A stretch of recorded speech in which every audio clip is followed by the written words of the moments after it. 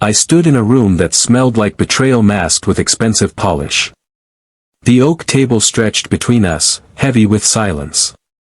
My pulse pounded, a storm caged in my chest. My name is Adrian Cross.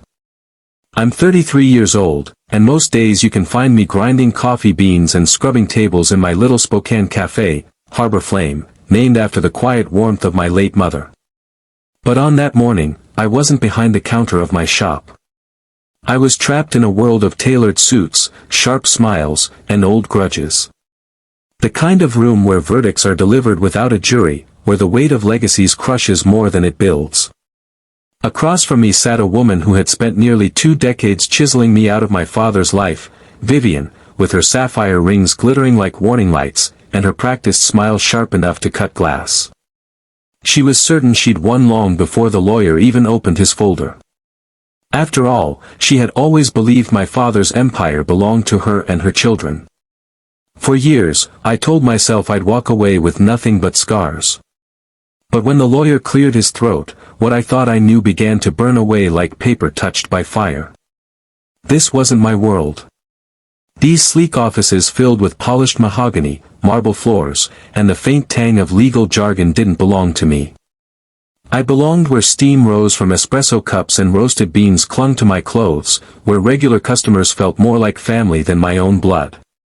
For 16 years, I'd stayed away from my father's empire of glass towers, steel beams, and hollow promises.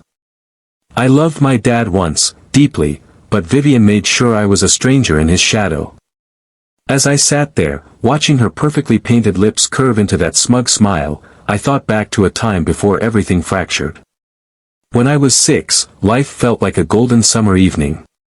Our little house in Bellingham hummed with my mom's cedar candles and the soft crackle of vinyl records spinning in the corner. My father, Adrian Cross, was a builder with rough hands and a grin that could light up a room. He'd toss me in the air, call me "Little Foreman," and we'd sketch dream houses on napkins while my mother danced barefoot in the kitchen. We weren't wealthy then, not yet, but we were whole. Enough. Then November came with icy teeth. One night, as frost bit at the car windows, I sat humming along to Mom's favorite song in the back seat. A van ignored the stop sign. Tires screamed. Metal folded like paper.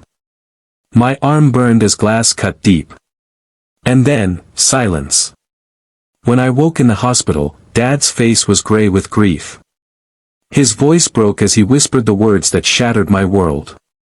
She didn't make it. I was 7. My childhood ended that night.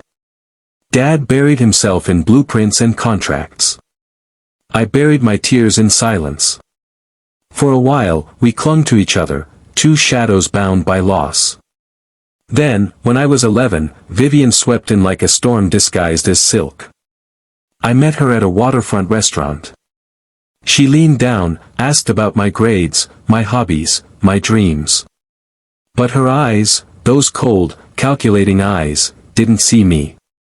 They measured me. 4 months later, Dad married her.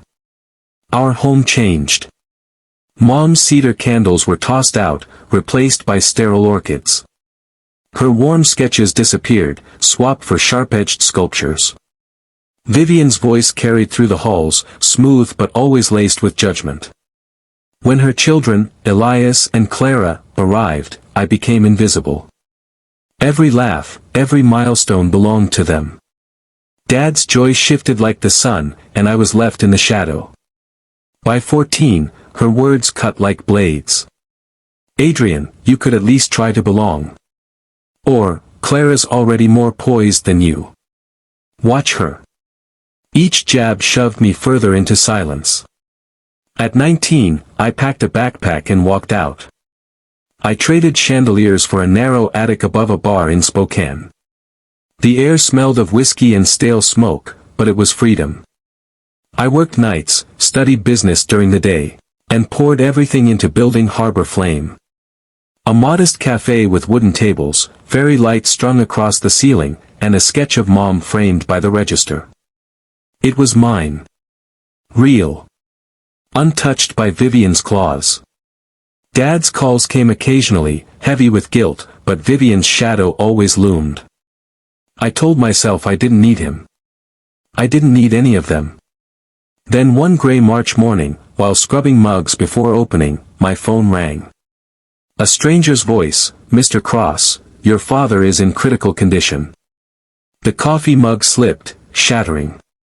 My hands shook as I locked the café and caught the first train to Bellingham. At the hospital, antiseptic clung to the air. And there she was, Vivian, blocking the doorway like a gatekeeper. Her lips curled. "What do you want, Adrian?" I pushed past her. Dad lay small, swallowed by wires and machines, but his eyes lit when they found me. "Adrian," he rasped. His hand trembled in mine. "I messed up, but I fixed it. You'll see." 6 days later, he was gone. The funeral blurred under gray drizzle and Vivian's staged sobs. She cornered me by the headstone, her words a venomous hiss. "Don't even dream of a payout. This is our family now." I didn't answer. I just stared at the grave, at the man who had promised he fixed it. What did he mean? Monday arrived with dread. I stepped into the law office, work boots scuffing the polished floor. Vivian sat at the head of the table, Elias and Clara flanking her. Her brother, Felix, leaned back smug, as though the checks were already in his pocket. The lawyer, Mr. Harrow, adjusted his glasses and began. His voice was steady, clinical. "To Vivian, Elias, and Clara Cross, I leave the Oregon cabin and the 1999 Jeep Cherokee." Vivian laughed, sharp and short. "That's it? What about the company? The accounts?" Harrow's eyes flicked toward me, and in that second I saw something that made my pulse race. He slid a thick folder across the table. 6 years ago, Gideon Cross established a trust. It contains his construction company, the Bellingham estate, the island villa, the jet, and financial assets totaling $180 million. The room fell silent. Harrow's voice cut through. "The sole beneficiary is Adrian Cross." Chaos erupted. "That's impossible." Vivian screeched. Elias slammed his fist on the table. Clara gasped. Felix cursed, vowing to sue. I sat frozen, staring at Dad's signature bold on the pages. Harrow's tone softened. "Your father believed you would carry his work forward. He wanted you to have what he built." I walked out into the spring air, the folder pressed to my chest.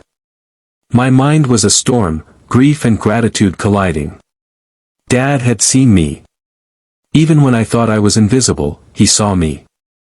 Back in Spokane, I returned to Harbor Flame. The scent of roasted beans wrapped around me. I placed one of Dad's old sketches by my mother's drawing near the register, their dreams side by side at last. This wasn't about money. It wasn't about wealth or revenge. It was about legacy, about proving I was more than the boy Vivian had tried to erase. As I ground fresh coffee beans, I whispered, "I'll carry it, Dad. I won't let you down." And to anyone watching, I'll ask you this: if life handed you the chance to reclaim what was taken, to rise from the shadows others forced on you, would you take it? Tell me in the comments. I'd love to hear your thoughts. Thank you for listening.